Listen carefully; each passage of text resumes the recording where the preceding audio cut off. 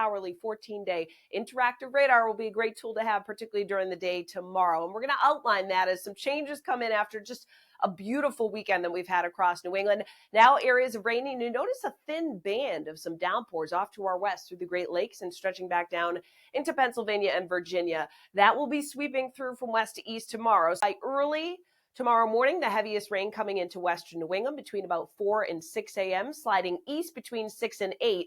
Notice even at that point, though, far eastern New England, you remove from the heaviest band of rain. That will arrive mid to late morning, and notice the downpours in here. Pockets of rain, embedded thunder and downpours with localized flooding shift east through early afternoon. It's going to reduce visibility, slow travel, particularly from mid-morning right on through midday.